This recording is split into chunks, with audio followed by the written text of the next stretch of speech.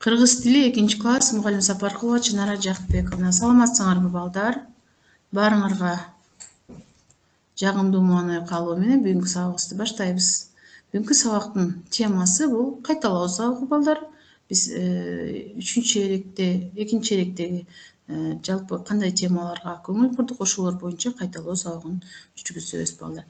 Аны эмесе сабактын максаты менен таанышабыз. Кайталоо сабагында өткөн темаларды эске салуу менен эс тутумдарын өстүрөбүз.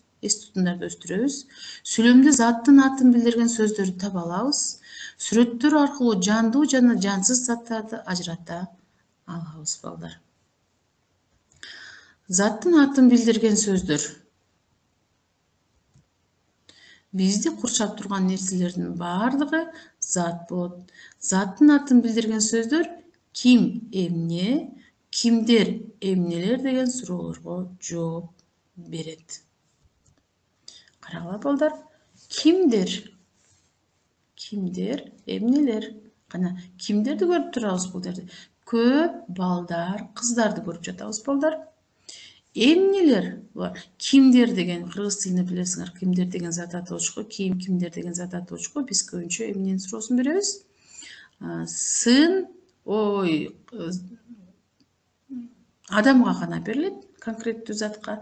Ал эми эмнелер деген жансыз заттарга берилет. Мына эмне баардыгы бирип, мисалы эмнелер, китептер, эмнелер, окуу куралдары деп.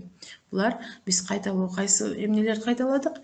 Зат атоошторду кайталадык. Эсиңерге түшкүлө, зат атооштор кыргыз тилинде жандуу зат, жансыз зат, конкреттүү зат, абстрактуу зат болуп бөлүнөт, балдар. Көбүнчө биз кимдер, эмнелер деген суроолор аркылуу зат атоошторду табабыз. Ошону менен бирге эле зат атоошторго кыргыз тилинде орус тилинен айырмаланып, эмнелер деген суроону биз үй канаттууларына, үй жаныбарларына беребиз балдар. Кимдер, окуучулар, эмнелер, окуу куралдары, эмнелер, китептер, мынакей. Бул зат атооштор жөнүндө биз эмне кылдык? Маалымат алдык. Кимдер көптүк түрдө окуучулар, алардын мүчөсү кетип атат. Ким десек окуучу болот, балдар. Эмне, окуу куралдар, эмнелер, окуу куралдары, эмнелер, китептер болот, балдар. Табышмактардын жандырмагын табабыз, балдар. Табышмактын жандырмагында. Табышмакты биз эмне үчүн айтчу керек, балдар? Ой жүгүртүүбүздү өстүрүш үчүн биз табышмактарды айтабыз, балдар. Көңүл бургула, балдар. Калгып жылат асманда. Эсиңерде бар болсо, эстегиле иштептериңерден да көрсөңөр болот. Калгып жылат асманда, салынып буга гүл турат, буркурап өсөт короодо, мышыкты кетет кубалап. Эстейбиз. Зат атооштор булардын баардыгы жандырмагы. Биринчи, калгып жылат асманда. Бул эмне экен? Булут. Эмне? Булут. Асманда бул дайыма калгып, жылып турат экен. Буркурап өсөт короодо. Салынып буга гүл турат, мышыкты кетет кубалап. Салынып буга зат атоошторду эмне? Эмнелер бааса, салынып буга гүл турат. Буркурап өсөт бак короодо. Эмнелер? Гүлдөр. Эмнелер? Гүлдөр. Мышыкты кетет кубалап. Эмне экен? Ит экен. Орус тилинде ит, мышыктарга ким деген суроо берет, это кто деп. А биздин кыргыз тилинде эмне деген суроо беребиз. Бизде кыргыз тилинде ким деген суроону бир гана адамга тиешелүү болуп берет, балдар. Түшүнүктүү болду. Табышмактын жандырмагын табабыз. Эске түштүңөрбү? Бүт баардыгы табышмактын жандырмактары кайсы эмнеден болду? Сөз түркүмүнөн болду. Зат атоош сөз түркүмүнөн болду, балдар. Азаматсыңар эгер эстеген болсоңор. Жандуу заттарды туюндурган сөздөр. Кана жандуу заттар. Жандуу заттар булар дайыма кыймылда турат, жандуу турат. Ошого эске салабыз. Кана жандуу заттарды кандай сөздөр туюндурчу эле? Мынакей ким? Бала. Жандуу затпы? Жандуу зат балдар. Асан мектепке барат. Зат атоочу кайсыл жерде балдар? Бул жерде ким? Бала. Ким? Асан. Ким? Бала. Ким? Асан. Kimdir? Kimdir? Жообун табабыз. Kimdir? Бул жерде ата, апа, бала, кыз. Булардын баардыгы биригип келип бизде эмнени түзөт экен балдар? Үй бүлө. Үй бүлөнү түзөт, карагыла. Kimdir? Үй бүлөлөр, жосо үй бүлө. Карагыла. Бул бактылуу үй бүлө. Kim? Бул. Анан ары эмне дейт балдар? Эмне? Жандуу зат. Жандуу зат, бирок биз кыргыз тилинде жандуу заттарга эмне кылат экенбиз? Адамдарга ким? Ошол эле жандуу зат. Мышык, ит жандуу зат, бирок биз ага эмне деген суроо берет экенбиз? Эмне деген суроо беребиз балдар. Эмне? Мышык. Мышык бул үй жаныбары. Тапкыла. Суроо берип жандуу затты таап көрөйүкчү балдар. Кандай кылып тапсак болот экен? Мышык. Эмне? Мышык. Эмне? Үй. Ким? Бул. Карагыла, бул жерде биз эмнелердин сүрөтүн көрүп турабыз. Чочко, өрдөк, жөжө, кой, мышык, ат, жылкы, уй, ит, тоок. Булардын баардыгы үй канаттуулары жана үй жаныбарлары болот. Буларга кыргыз тилинде кандай суроо беребиз? Эмнелер деген суроо беребиз. Эмнелер? Кана жооп табайыкчы. Эмнелер дегенде кандай жооп тапсак болот экен балдар? Үй жаныбарлары. Булар эмнелер? Үй жаныбарлары. Зат атооч болду балдар. Үй жаныбарларды короодо багылат. Эмне жаныбарлары? Үй жаныбарлары. Жансыз заттарды туюндурган сөздөр. Жансыз заттар туюндурган сөздөрдү карагыла. Жансыз заттар кайсылар болушу мүмкүн? Жансыз заттарга жер, суу, тоо, таш, өсүмдүктөр, буюмдар жана башкалар кирет. Жансыз заттардын баарына эмне деген суроо берилет. Эмне? Китеп. Жансыз зат, бирок зат атооч. Китепти көп окусаң, көптү билесиң. Китепти көп окусаң, көптү билесиң. Эмнелер? Жемиштер. Жемиштерде витамин көп. Эмнелерде? Жемиштерде. Кандай жемиштин түрлөрүн көрүп атабыз балдар? Буну биз дайыма жешибиз керек, азыктанышыбыз керек. Себеби бул жерде эмне? Витаминдер аябагандай көп. Эмне? Банан, зат атооч. Эмне? Жүзүм. Эмне? Шабдалы. Эмне? Алмурут. Булардын баардыгы эмне экен балдар? Зат атоочтордогу жалпы жонунан булардын баардыгын жалпы атай турган болсок, эмнелер? Жемиштер деген суроо беребиз балдар. Жер үстүндө чачы, жер астында башы дейт балдар. Бул дагы бизде өзүнчө бир жашылча жемиштерге байланыштуу табышмак болду окшойт балдар. Карап көргүлөчү. Жер астында, жер үстүндө чачы, жер астында башы. Биз бул боюнча эмне кылганбыз? Өткөнбүз балдар. Сабиз. Эмне? Сабиз балдар. Тиши жок, тили бар, шаңшыган үнү бар. Оозу курч ороктой, алгырды билип Ал кана эстегиле, тема өтүлгөн темалар мен силерге кайталоо кылып берип атам балдар. Буну жандырманы эстеп көрөйүкчү. Жандырма кандай экен? Бүркүт. Бул үй жаныбары эмес, эмне бүркүт жандуу зат үй жаныбары эмес, бул көбүнчө тоодо, бирок үй шартында да кармаганга болот буну балдар. Мынтип азаматсыңар. Колу жок согуп турат, буту жок жүрүп турат. Бизге аябагандай керек. Буну биз убакыттарда пайдаланабыз балдар. Саат. Эмне? Эмне? Саат балдар. Түшүнүктүү болду, эмне саат жансыз зат атоошунун суроосу түзүлдү. Желими жок, мыгы жок, чебер уста жасаган. Ал кандай жай 4 мезгил ата бабаң жашаган. Желими жок, мыгы жок дейт. Чебер уста жасаган. Ал кандай жай 4 мезгил атаң бабаң жашаган. Биздин ата бабалар сынакей табышмактын жандырыгы мында жатат.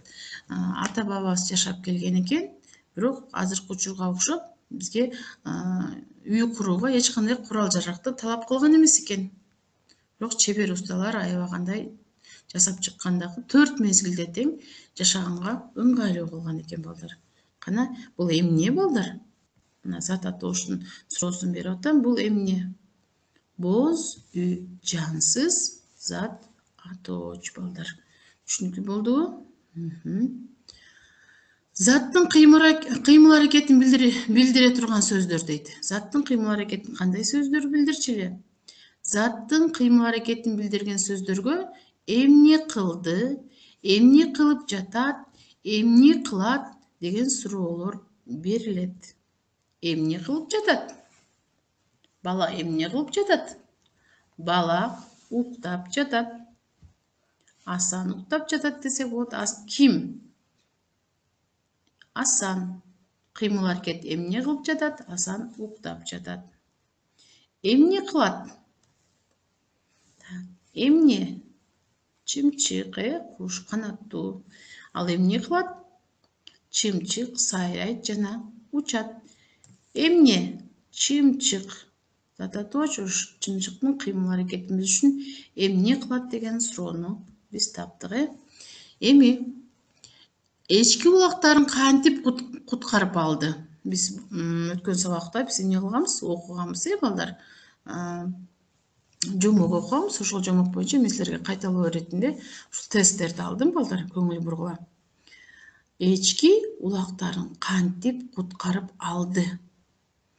A'сы аңчылар жардам берди, Б'сы улактар өздөрү чыгышты, В карышкырды мүйүздөрү менен сүзүп. Кана туура жообун эстегилечи балдар. Туура жообу карышкырды мүйүздөрү менен сүзүп дейт. Экинчи, эчки улактар менен кайда жашашкан эле? Токойдо, A'сы. В тоодо, В талаада, Г чөлдө. Эчки улактар менен кайда жашашкан? Эгер жомокту эстесеңер балдар, эсиңерге түшөт сөзсүз түрдө. Токойдо. Үчүнчү, эчки улактарына эмнени ачпагыла деп кеткен? Эчки улактарына эмнени ачпагыла деп кеткен? А. Терезени, Б. Эшикти, В. Мештин оозун. Кана эстейбиз балдар? Эске салабыз, эгерде таппай атсаңар, иштептериңерди карасаңар, ал жерге бул тесттерди иштептерге жазабыз деп да айтылган болчу. Туура, эшикти. Энеси эмне? Балдарына сүт алып келиш үчүн эшигин бекитип кеткен дагы ачпагыла деген. Бирок улактар эмне кылып жиберди? Эшикти ачып жиберишти балдар. Канча улак аман калды? Канча улак аман калды? А. 3, Б. 2, В. 1. Кана эстейбиз. Канча улак аман калды эле? Эстедикпи? 1. Аман калган улак кайда жашынып калды? А. Столдун астына, Б. Мешке, В. Терезеге. Кайда жашынып калган балдар? Эстегилечи. мешке жашынып калган, ошондон аман калган болчу. Эчкинин улактарын жегени кайсы жаныбар келет деген? А. Аю. Б. Түлкү. В. Карышкыр. Г. Арстан. Карышкыр балдар. Азаматсыңар. Так, эми балдар дагы бир жолу кайсы темаларга кайрылдык, кайсы темалар кайталоосо болду. Дагы бир жолу эсиңерге салып кетейин, балдар. Эстейбиз дагы. Бүгүн кайсы темалар боюнча маек кылдык, кандай темаларды өттүк? Кана айтып көрөйүкчү. Айтканга аракет жасайбыз, балдар. Эстейбиз. Кана жандуу заттар туюндурган сөздөр кайсылар эле? Убакыт берип атам мен силерге. Кайталасоо болгону мен силерди сөзтүрө сурашым керек, балдар, кайра. Зат атооч өттүк, жандуу зат, негизи зат атооч өттүк. Ким эмне, кимдер эмнелер деген суроого. Жандуу зат ким? Бала. Аса мектепке барат, Кимдер? Үй бүлөлөр, үй бүлө. Эмне? Мышык жандуу зат, бирок кыргыз тилинде эмне деген кандай суроо беребиз? Эмне, ким эмес, эмне деген суроо беребиз, балдар. Эми бул жерден карагыла. Эмнелер? Үй жаныбарлары. Үй жаныбарлары короодо багылат дедик. Так, булар үй жаныбарлары жандуу затпы же жансыз затпы, балдар? Жандуу затпы же жансызбы? Булар жандуу зат, бирок ошого карабастан биз кандай суроо берет экенбиз? Эмне? Эгер бир эле ит болсо эмне дейбиз, Эгер көп ит болсо эмнелер дейбиз, балдар. Эмне? Чөп, мынакей. Булар жандуу заттар, бирок эмне деген суроого жооп беришет. Жансыз заттарды туюндурган сөздөр карагыла. Жансыз заттарды жер, суу, тоо, таш, өсүмдүктөр, буюмдар жана башкалар кирет. Жансыз заттардын баарына эмне деген суроо берилет. Бизди курчап турган айлана тегеректин баардыгы жансыз заттар болот. Эмне? Китеп. Китепти көп окусаң, көптү билесиң. Эмнелер? Жемиштер. Жемиштерде витамин көп. Жер астында, жер үстүндө чачы, жер астында башы.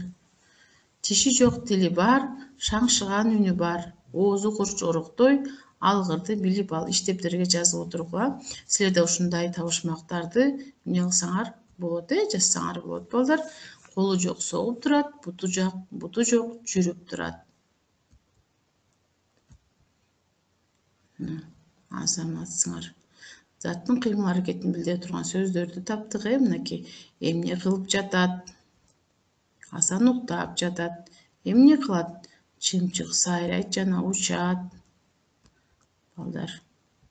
Бүт баарын эске салып атам силерге, иштептериңерге. Так, эми үйгө тапшырма алабыз, балдар. Жандуу жана жансыз заттарды катыштырып сүйлөм түзөбүз. Мен дагы эске салып кеттим азыр эле. Жандуу жана жансыз заттар. Зат атоочту сүйлөмдөн табыш үчүн, балдар, биз зат атоочко ким эмне, кимдер эмнелер деген суроо беребиз. Аны сөз түрдө унутпагыла, балдар. Ал эми сүйлөм түзүш үчүн бизди айлана тегерек курчап турган жансыз заттар толтур, ошолорду да катыштырып сүйлөм түзө алсак болот. Мисалы, Асан китеп окуду. Ким? Асан жандуу зат болот. Эмне? Китеп жансыз зат болот. Мынакей, ошентип биз эмне кылабыз экенбиз? Жандуу, жансыз заттарды аралаштырып сүйлөм түзө алсак болот экен, балдар. Сөз түрдө унутпагыла. Бүгүн бизде кайталоосу болду. Иштептерге сөз түрдө жандуу, жансыз заттарды катыштырып сүйлөм түзүшүңөр керек. Ушуну менен сабагыбыз аягына чыкты, балдар. Саламатта калгыла.